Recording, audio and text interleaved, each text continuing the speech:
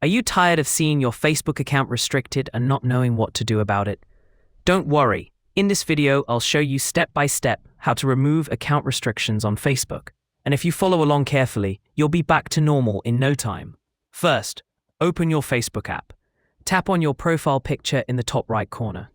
Now scroll down until you see Settings and Privacy. Tap the drop-down menu and then select Settings. From here, tap on Account Center at the top. Next, scroll down and select Personal Details. Inside Personal Details, tap on Identity Confirmation. Then choose Confirm Your Identity and complete the process. As you can see, I have already confirmed. Once that's done, go back to the main settings screen.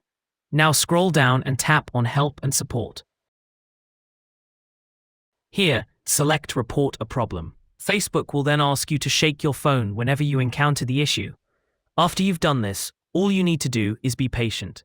Facebook will review your report and should fix the restriction problem on your account. And that's it.